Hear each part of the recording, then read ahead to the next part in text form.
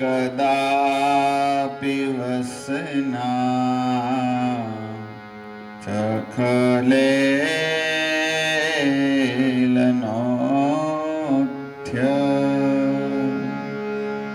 धन्यातिधन्यपवनेन कितार्थमानि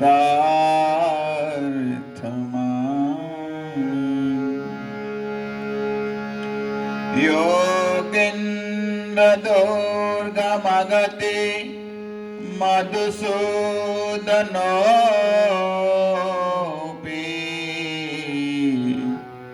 तस्या नमोऽस्तु विश्वभानु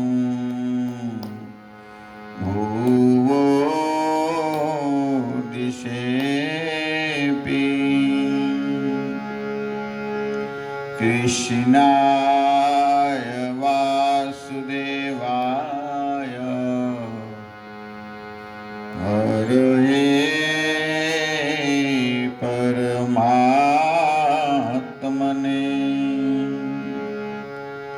प्रणतक्लेशनाशाय गोविन्दाय नमो नमः। नाम संकीर्तनं यस्य सर्वपाप प्रणाशनम् प्रणमो दुःखशमनम् तं नमामि हरिपरम् गोवर्धनं वन्दे गोपालं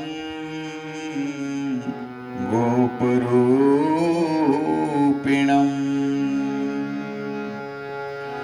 गोकुलसवमेशानं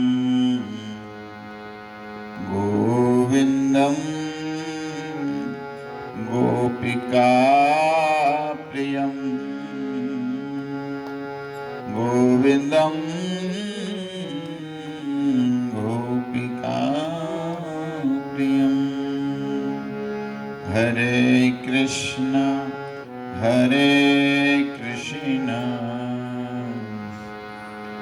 कृष्ण कृष्ण हरे हरे हरे राम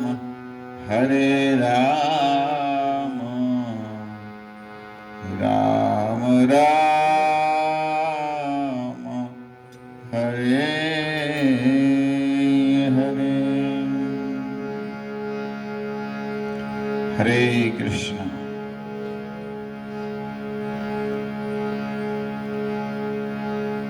भगवतमयी करुणा वरुणावतार भगवान पुरुषोत्तम मास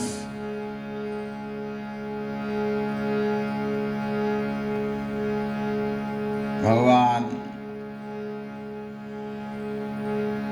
बद्ध जीवों के लिए, हमारे जैसे जीवों के लिए भगवत धाम प्राप्त करने के लिए ऐसे मास प्रकट करते हैं और स्वयं इस रूप को धारण करके, नाम धारण करके आनंद प्रदान करते हैं। जैसे गोकुल सवमीशानम गोविंदम गोपिका प्रियम। जहां गो मतलब गाय, जहां गायों का कुल का वर्धन होता है, ऐसे गोकुल जहां गाय का कुल का वर्धन होता है, ऐसे गोकुल में भगवान आनंद देते हैं, आनंद घन भगवान श्री कृष्ण की लीलाएं हम यहाँ पर श्रवण कर रहे हैं। आज पुरुषोत्तम मास का 13वां दिन है और हम सब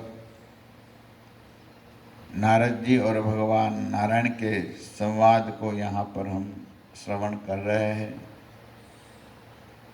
इसमें कई पात्र है। इस पात्र का हम जैसे धर्मराज महाराज के बारे में, युधिष्ठिर महाराज के बारे में हमने श्रवण किए। भगवान के ऐसे प्रिय भक्त भीमसेन के बारे में हमने श्रवण किए। जो भगवान इसके साथ लीला किया है, इस नारद जी को सुना रहे हैं भगवान स्वयं नारायण। इसलिए देखो,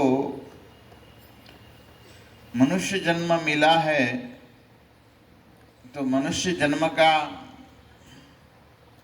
यही कर्तव्य है भगवान की प्राप्ति करना।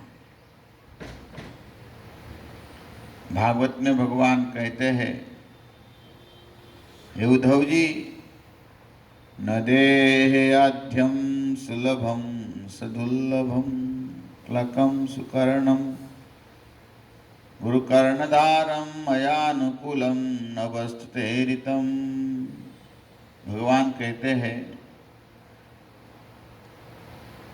हे उद्धव जी, ये देह मिलना, ये मनुष्य जन्म मिलना बड़ा सौभाग्य है। बड़े भाग मानुष तन पावा, बड़े भाग है मनुष्य शरीर मिला है। और मनुष्य शरीर मिला और भजन नहीं किया तो हमारे आचार्य कहते हैं, मानुष जन्म पाया जानिया सुनिया विष खाई, विष खाया है। तो इसलिए हम सबको भजन करना चाहिए। कल हम श्रवण कर रहे थे, भगवान द्वारिकाधीश पांडव को कह रहे हैं, आप सब पुरुषोत्तम मास का व्रत का अनुष्ठान करिए। देखो, पुरुषोत्तम मास में वही व्रत अनुष्ठान करना है, अच्छी तरह हमारा जप हो, अच्छी तरह साधु संत भक्ति की सेवा हो जाए, अच्छी तरह दान पुण्य कार्य हो जाए, यही व्रत है। भगवान को दीपदान हो जाए। कोई बोले क्या करना पुरुषोत्तम मास में, मरना नहीं है, अच्छी तरह तपस्या करना है, साधना करना है और आदर देना ही मास को। ये भगवान हम प्रणिपात कातर भाव से हम प्रार्थना करके आपके श्री चरणों में आए हैं, क्योंकि इस महीने में भगवान की भी हम सेवा करते हैं तो प्रसन्न तो होते ही है, और भगवान के भक्त की भी हम सेवा करते तो भगवान प्रसन्न होते हैं। कल हम बता रहे थे, भगवान ने कहे,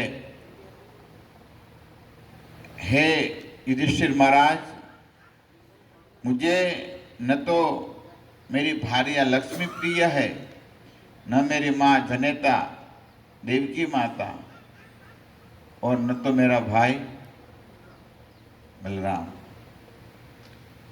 मुझे मेरा भक्त इतनी हद से प्यारा है, इसका कोई वर्णन कर नहीं सकता मैं। मेरी आत्मा से भी, भगवान कहते हैं, मेरी आत्मा से भी मुझे प्रिय है तो मेरे भक्त है। इसलिए जब हनुमान जी लंका में गए तो हनुमान जी ने देखे पूरी लंका में सब जगह पर कोई भैंसा मार रहा है, कोई बकरा काट रहा है, मांस मटन सब खा रहा है। तो वो असुरी नगरी था ना, तो ऐसे सब हो रहा था। तो ऐसे घूमे तो देखे एक जगह पर घर के मंदिर, मंदिर मतलब घर को मंदिर बोला गया यहाँ पर चक्र शंख गदा ऐसे सुंदर चिन्ह वाले ध्वजा लहरा रही थी, ध्वज। तो आए नीचे, बोले यहाँ पर तो क्या है, थोड़े नीचे आए तो आंगन में तुलसी के सुंदर क्यारा था, एक पौधा था तुलसी देवी का। तो आए देखे नक्की कुछ तो है, तो यार थोड़ा नीचे उतरे तो राम सीताराम सीताराम सीताराम आवाज आ रहा था। तो अभी तो नक्की हो गया, कोई तो भक्त है। तो भी हनुमान जी को ऐसा लगा शायद हो सकता है ऐसा, मुझे मालूम पड़ गया कोई आ गया है, कोई राम का भक्त, और मेरे को पकड़ने के लिए ऐसा भी कोई कर सकते। तो हनुमान जी ने रूप बदली करके गए, यहाँ पर गए ना, आते ही कहते। तब विभीषण के साथ मिलन होता है। विभीषण कहते हैं, हनुमान जी ने पूछा आप कैसे यहाँ पर रहते हैं? तब बोले जैसे 32 के दांत के नीचे, 32 दांत के बीच में जैसे जिह्वा रहती है, इसी तरह मैं यहाँ रावण की नगरी में रहता हूँ। किसी तरह बोले मैं मेरे भाई को प्रसन्न कर सकता हूँ। कैसे? एक दिन सब लोग ने फरियाद किया रावण को। रावण को फरियाद क्या किया भाई? फरियाद ऐसे फरियाद किया, देखो आपका भाई छोटे हर रोज राम का नाम लेते हैं, और आप स्वयं रावण अधिपति लंकापति है, और आपका भजन नहीं करते और राम का भजन करते, आपका शत्रु का भजन करते हैं। कौन है? रावण बोले विभीषण है। विभीषण को बुलाओ। विभीषण आए। जी महाराज, प्रातःकाल सभा में मुझे बुलाने का कारण क्या है? तो बोले है विभीषण, वो तो डांटते थे, ऐसे बोलते थे रावण, मेरा भजन नहीं करते, मेरा नाम छोड़कर किसका नाम जपता है तू? मैं सुना है मेरे शत्रु राम का तू नाम ले रहा है। हाँ महाराज, मैं राम का नाम लेता हूँ। विभीषण हाथ जोड़कर करते, हाँ महाराज मैं राम का नाम लेता हूँ। अच्छा, किसी तरह राम का नाम लेते, क्यों लेता है? अरे वो राम का नाम नहीं, वो आपका ही नाम है। अच्छा, वो कैसा? देखो मैं तो आपका भजन करने वाला आदमी हूँ। विभीषण कहते हैं मैं तो आपका भजन करने वाला आदमी हूँ। आप और मेरे भाभी मुझे इतने प्रिय है, हृदय से प्रिय है, इसलिए रावण मंदोदरी न कर कर मैं रावण का रा बोल देता हूँ और मंदोदरी का म बोल देता हूँ, इसलिए राम हो गया ना। देखो, तब बोला ठीक है लो लो जपो, मेरा नाम जपो। असुर को ऐसे होता है, इसको समझाना चाहिए, सीखना चाहिए। असुर लोग होते हैं ना, इसको ज्यादा ज्ञान नहीं होता, ऐसे ही ज्ञान होता है, थोड़ा फुला तो हो गया। विभीषण ने ऐसा बोल दिया, मैं तो आप दोनों का ही नाम जप रहा हूं। अच्छा ठीक है, तब लिखिए। तो यहाँ पर कहे हैं हनुमान जी और विभीषण के बीच में। तब बोले, अभी विभीषण कहते हैं अभी मुझे विश्वास हो गया है, आज राम के भक्त का दर्शन हो गया है, तो नक्की मुझे राम का दर्शन होगा। राम भक्त का दर्शन होना अर्थात भगवान का दर्शन होना, कृष्ण भक्त के दर्शन होना अर्थात कृष्ण का दर्शन होगा होगा होगा।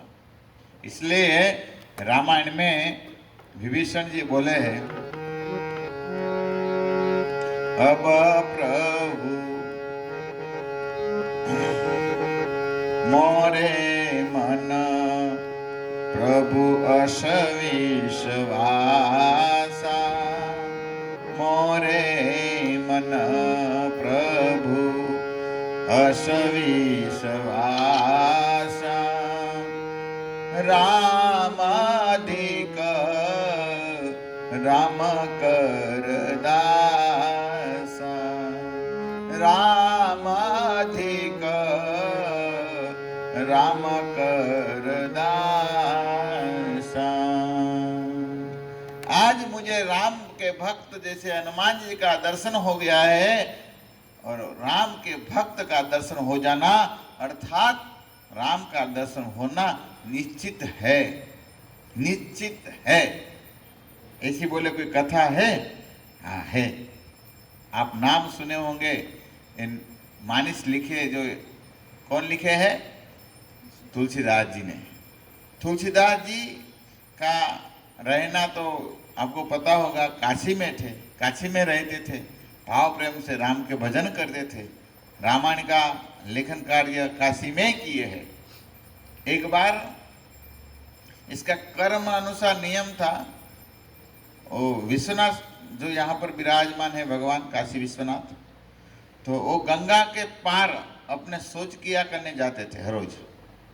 गंगा के साइड जो रहते थे, इस गंगा के सामने किनारे पर शौच किया करने जाते थे। अब गंगा में आप काशी विश्वनाथ देखें तो पता है, यहाँ पर 80 घाट है, और घाट के सामने किनारे पर वो जाते थे शौच क्रिया करने के लिए। तो जाते थे तो क्या होता था, वो गंगा का जल भर कर जाते थे, और गंगा जल जाते थे, और अपना शौच किया करने के बाद जब थोड़ा पानी बचता था, वो पानी एक पेड़ था यहाँ पर, वो पेड़ में डालते थे हर रोज। इसका नित्य नियम था तुलसीदास जी का। तो कई दिन ऐसा हो गया, एक दिन इस झाड़ से भूत प्रकट हुआ। अब भूत प्रेत तो हम तो डर जाते हैं, लेकिन ये तो तुलसीदास ही डरे नहीं। तुलसीदास ने पूछा कौन है? बोले मैं भूत हूँ। तो क्यों यहाँ पर आए? अरे महाराज, आपने हमारे पर बहुत बड़ी कृपा कर दिया है। बोले क्या कृपा कर दिया? देखो, मैं प्रेत योनि में जन्म था मेरा, लेकिन आज से कल से मेरी योनि मुक्त होने वाली। बोले क्यों, कैसे? आपने हर रोज मुझे गंगाजल पिलाया है, गंगाजल पिलाने से मेरी मुक्ति होने वाली है, शरीर छूट जाएगा और अच्छा शरीर मिलेगा मुझे। अच्छा, तो क्या किया जाए? तो बोले मैं प्रसन्न हूं, इसलिए आपके पास प्रकट हुआ हूं। भूत कहते हैं मैं प्रसन्न हुआ हूं, आप मांगे क्या चाहिए? तो तुलसीदास जी कुछ नहीं, राम को मिला दो। तुलसीदास तो साफ बता दिए, मुझे राम का दर्शन चाहिए, आप मुझे राम का दर्शन करा दो। अरे भूत बोले राम का दर्शन तो नहीं करा सकता हूं, लेकिन राम भक्त का दर्शन करा सकता हूं। अच्छा, तब वो करा दीजिए। कौन भक्त? और हनुमान जी का दर्शन मैं आपको करा सकता हूं। अच्छा, कैसे कैसे मिलेंगे? तुलसीदास जी ने कहे, देखो आप हर रोज कथा कर रहे हैं, कथा में हर रोज हनुमान जी कथा सुनने आते हैं। देखो हम भगवान की कथा सुनते हैं ना, तो भगवान के भक्तराज हनुमान जी महाराज कथा सुनने आते हैं, क्योंकि जब भगवान श्री राम साकेत धाम में जा रहे थे और सब पूरे अवधवासी को साकेत धाम में ले गए, और तब हनुमान जी बोले अभी तैयार हो गए, तो भगवान बोले नहीं नहीं नहीं नहीं हनुमान जी, आपको नहीं आना है। बोले क्यों नहीं आना है? अरे आप तो कलयुग के राजा है, इसलिए भगवान ने अपना जो मुकुट था वो किसको पहना दिए? हनुमान जी को पहना दिए। इसलिए इस कलयुग के कोई राजा है तो हनुमान जी है। अरे प्रभु, मैं कैसे जी पाऊंगा? आपके दर्शन बिना, आपके संग बिना मैं जी नहीं पाऊंगा। तब हनुमान जी कहने लगे, प्रभु देखो, मैं लंका में गया था तो मेरी पूंछ जलाया था रावण ने मेरी पूंछ जला दिया था। मैं तो पशु हूँ। बोलते देखो है तो भक्त है, लेकिन पशु होते हैं, इसकी जान कहाँ पर होता है? पूंछ में होता है। आप पता है, कोई भी होता है ना, प्राणी होता है, इसकी पूंछ नहीं दबाना चाहिए। पूंछ दबाए तो गया काम से, काट। कुत्ता भी बैठा होता है ना, तो इसको पूंछ दबाएगा ना तो काट लेगा। तो पूंछ नहीं दबाए। આપણે ગુજરાતીમાં કે કોઈનું પૂંછડું ન દબાવાય, આગું રહેવાય. અને મનુષ્યની પૂંછડી હું ચોટલી, એટલે કે ને કોઈ તારી ચોટલી દબાની એમ કે ને આપણે. तो कहे तो क्या करो हनुमान जी, मेरे बहुत पूछ जरे हनुमान जी कहने लगे। तब भगवान बोले ठीक है, मैं आपको आशीर्वाद देता हूँ, आप चित्रकूट में जाइए। और चित्रकूट में आज भी आप जाए तो हनुमान धारा नाम के एक स्थान है। आप गए कोई चित्रकूट में? हनुमान धारा है आज भी। और यहाँ पर भगवान ने कहे, यहाँ पर गोदावरी जी, गुप्त गोदावरी भी यहाँ पर है, आप जाएंगे तो पता चलेगा। और यहाँ पर एक गुप्त गोदावरी गंगा आपके पूछ पर हर रोज जल प्रदान करेंगी तो आपको शीतलता मिलेगी। आज हनुमान जी यहाँ पर बैठे हैं, आज भी हनुमान धारा है, आप जा सकते देख सकते। बोले अभी वो तो हो गया, चलो मेरा पूज जलने का तो ठीक हो गया, लेकिन प्रभु मैं आपके विरह में मैं कैसे जी पाऊंगा? तब भगवान ने कहे जहाँ मेरी कथा होती है यहाँ पर आप जाएंगे तो मेरा दर्शन होगा, कथा में मेरा दर्शन होगा। इसलिए हनुमान जी जहाँ भी राम कथा कृष्ण कथा होती है तो तुरंत आके सबसे पहले श्रोता ये है, आइए हनुमंत, कहते आइए हनुमान जी कथा कहूँ मति अनुसार, जो हमारी मति में। लेकिन सुनते हनुमान जी आते हैं, कैसे सुनने आते हैं? कहते बाहरी मत दोनों कर अंजलि, ओ ऐसे वीर आसन में बैठकर सुनते हैं हनुमान। ऐसे हमारे तरह नहीं, ऐसे ऐसे मरा हुआ नहीं, वीर आसन में ऐसे बैठा है और ऐसे गदा रख के। भाई पूछे क्यों भाई ऐसे हनुमान जी वीरासन में क्यों बैठते? इसीलिए बैठते माया देवी का प्रभाव ना हो, जो भक्त होता है ना इसके ऊपर माया देवी का प्रभाव ना पड़े। लेकिन हम तो गए गुजरे हैं भाई माया देवी आती नहीं हनुमान जी के पास। तो वीर आसन में हनुमान जी कथा सुनते। तो ये हनुमान जी को भगवान कहे मेरी कथा में आप सुनेंगे तो मेरा दर्शन होगा। तो इसीलिए विभीषण जी कहते हैं आज मुझे आपका दर्शन हो गया है। मोरे मन प्रभु अस विश्वासा, राम अधिक राम कर दासा। राम से अधिक राम के भक्त पर मुझे विश्वास है। तो बस यही विश्वास रखो, भक्त पर विश्वास रखो, न कि हमारा कल्याण होगा, भगवान प्रसन्न हो जाएंगे। यहाँ पर भगवान ने कहे हे पांडवों आपको मैं बहुत प्रेम करता हूँ, आप पुरुषोत्तम मास का व्रत का अनुष्ठान करिए। ऐसे करके भगवान कहने लगे हे युधिष्ठिर महाराज मुझे द्वारिका याद आई है, आपके साथ कई दिन में रुका हूँ, अभी मुझे द्वारिका याद आई है। द्वारिका में मेरे कई पुत्र है, कई मेरी पत्नी है, मेरे माता पिता है, मुझे याद आई है, इसलिए अभी मुझे जाना जरूरी है। तो भगवान द्वारिकापुरी में जाते हैं, गमन करते हैं और फिर पांडव तीर्थ यात्रा करके आगे जा रहे, तब फिर प्रश्न करते हैं नारद जी आप है नर नारायण, भगवान नारायण को प्रश्न करते हैं भगवान द्वारकाधीश जब द्वारका गमन किए फिर पांडव ने क्या किया, और ऐसी कोई कथा है?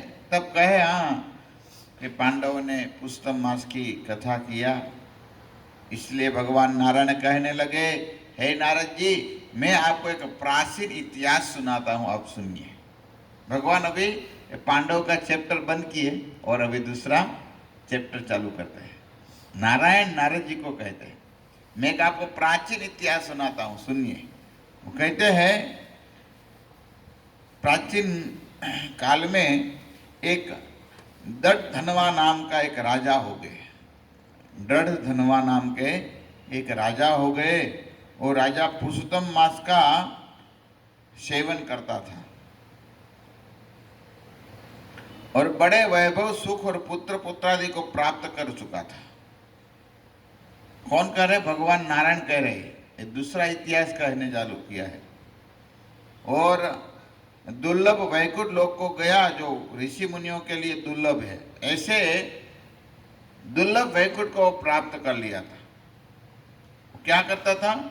तो कहते पुरुषोत्तम मास की इसी तरह सेवा करता था और इसको बहुत धन परिवार बहुत सुंदर सुख था। तो फिर सब ऋषि मुनि ने कहा हे मित्र हे सुत जी आप हमको दृढ़ धनवा का जो सुंदर इतिहास है हमको आप बताइए। जो आपने द्वैपायन व्यास के मुख से सुने हुई कथा है, आप हमको स्मरण चिंतन कराइए। तब यही कहते हैं, सुनिए आप इतिहास।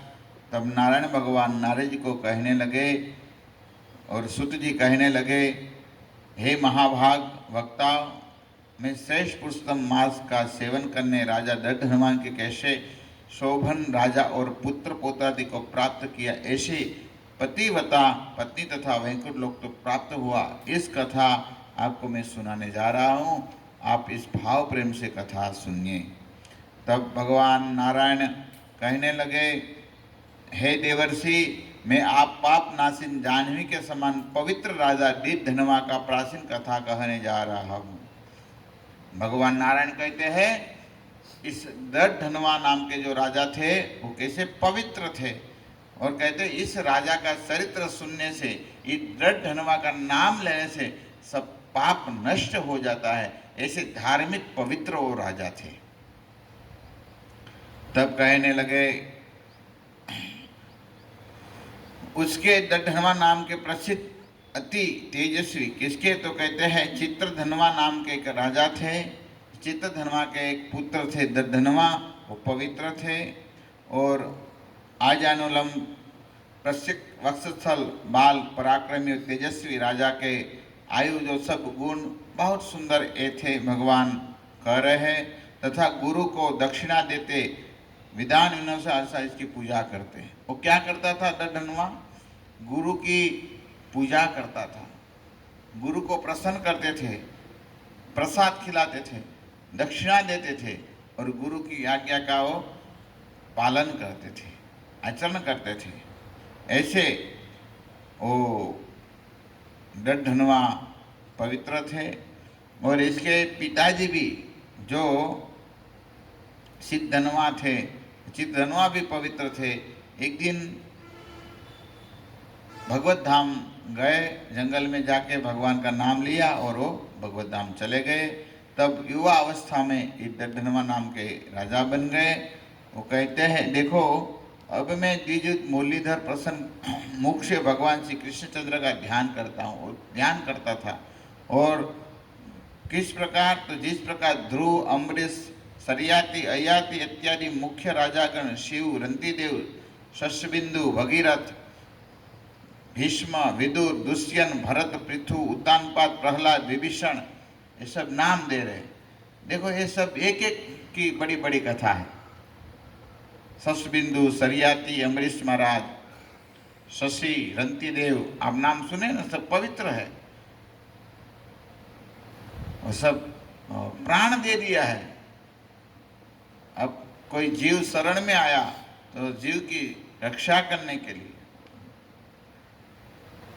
इसलिए भक्त का बहुत आदर सम्मान करना चाहिए। जैसे अम्बरीश महाराज कितने बड़े भक्त हैं, हमारे गुरु महाराज बहुत सुंदर बताते हैं ना बार बार। देखो अम्बरीश महाराज का अपराध किया और गए, जब दुर्वासा यहाँ पर भगवान के पास, तब बोले मेरी रक्षा करो, मेरी रक्षा करो। भगवान बहुत डांटे इसको, बहुत डांटे है ना भगवान। क्या एक बूंद पानी पी लिया तो क्या आप मर जाते थे, डांटे। पी लिया तो क्या हो गया, इसको इतना मारने के लिए प्रयास कर लिया, आप इतने बड़े अपराध हो गया है क्या, प्यासे हो गए थे, एक बूंद जल इसने पिया तो आपका क्या हो जाता था। भगवान डांटे हैं इसको, मर रहे थे। सही है ना। ऐसे तो भी ऐसे अम्बरीश महाराज ने इसकी रक्षा किया, तो भी दुर्वासा की रक्षा किया। जब दुर्वासा इसके पास गए तब वो भगवान को प्रार्थना करते हैं, हे प्रभु, मैंने जो अब तक जो तपस्या व्रत किया है, साधना किया है, और जो मैं हृदय से किया होता है, तो इस ब्राह्मण दुखी इसके पीछे जो चक्र लगा हुआ है, चक्र हट जाए यहाँ से। देखो, लेकिन तो अच्छा किया, चलो मेरे को मारने के लिए आए थे, मर जाए वो जल जाए, लेकिन ऐसे नहीं किया अम्बरीश महाराज। ध्रुव महाराज, भीष्म, विदुर, ऐसे दूसरे बड़े बड़े राजा हो गए। दुष्यंत की भी बहुत पवित्र कथा है हमारे। देखो ये भारत नाम पड़ा है ना, दुष्यंत के पुत्र हुए भरत, इस भरत का नाम से भी भारत नाम हुआ है।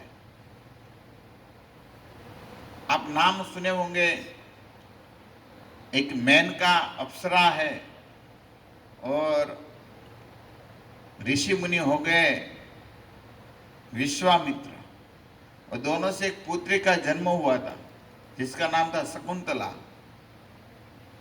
और फिर वो स्वर्ग, ये विश्वामित्र को याद आया, अरे मैं तो साधु बना हूं भजन करने लेके, वो छोड़कर भाग गए अप्सरा को और एक लड़की को छोड़कर भाग गए। और फिर ये भी जो स्वर्ग होता है ना, स्वर्ग में अप्सरा होता है ना, इसको मातृ प्रेम नहीं है, ये तो फकड़ थे, चलो साधु, इसको तो आसक्ति नहीं होता है। लेकिन माँ होता है ना, माँ को अपने बेटे में आसक्ति होता है, पुत्र में, संतान में आसक्ति होता है। ये कोई भी पशु होता है ना, इसको भी हमने देखे, बंदर जीवन में भी वृंदावन मर जाते तो भी इस बच्चे को छोड़ते नहीं है, पूरे दिन कितना दिन साथ में रखते हैं, कितना मातृत्व होता है। गाय होता है, बछड़ा देते हैं तो हम इसके पास जाएंगे तो मारने के लिए दौड़ती है, मातृत्व होता है। लेकिन स्वर्ग की जो अप्सरा पत्नी होती है ना, स्वर्ग की स्त्री में मातृत्व नहीं है, प्रेम नहीं है, वो भी छोड़कर भाग गई जंगल में, अकेली अभी बच्ची है, छोटी सी, केवल 2-3 दिन की बच्ची हो गई, इसको छोड़कर भाग गई दोनों। और तब कण्व ऋषि यहाँ पर आए और इसने, इस कण्व ऋषि ने लिए और बड़ी किया। और एक दिन इस भूमंडल के राजा दुष्यंत महाराज यहाँ पर निकले, और दुष्यंत महाराज देखे युवान स्त्री हो गई थी, लड़की 16-17 साल की हो गई थी, तो देखे इसका मन इसमें गया, ये भी राजकुमार थे दुष्यंत महाराज। तो कहे आप कौन है? बोले ब्राह्मणी पुत्री है। तो आप ब्राह्मणी पुत्री नहीं है, देखो मैं धर्मवान राजा हूँ, मेरा मन कभी भी ब्राह्मण की कन्या में नहीं जाएगा, आप क्षत्रिय है। तो बोले सही बोलो कौन है? तो बोले हाँ मेरे पिताजी क्षत्रिय थे, क्योंकि विश्वामित्र है वो क्षत्रिय है, फिर ब्राह्मण बने हैं। ये बड़ी कथा है भागवत में। तो तब इसके साथ शादी होता है, और शादी होता है, फिर दुष्यंत महाराज फिर राज्य में निकल जाते हैं और कहे फिर राज्य में कभी आ जाना। फिर गए तो फिर ऐसा ही हुआ, और राजा भूल गए मैंने कहाँ शादी किया था, मैं आपके साथ शादी नहीं किया था। वो बच्चा हो गया था भरत, कैसा भरत था, नाम है, नाम सुना है ना? वो भरत शेर होता है ना, शेर पर, वाघ पर वो सवारी करता था, छोटा था, जंगल में रहते थे कर्ण ऋषि के आश्रम में। दुष्यंत महाराज इतने पवित्र थे, तेजस्वी थे, और इसके बेटे संतान शेर पर सवारी करता था। ऐसे हमारे भरत महाराज हो गए, और तब भारत नाम पड़ा है। गए तो तब माने नहीं, और अंत में तो फिर आकाशवाणी हुआ, है दुष्यंत महाराज आप भूल गए, ये आपका बेटा है, आप इसको संभालिए। फिर इसको संभालते हैं और इसको राजा बनाते हैं, इसलिए भरत राजा नाम हुआ, और फिर भारत नाम। ये दुष्यंत महाराज का चरित्र भागवत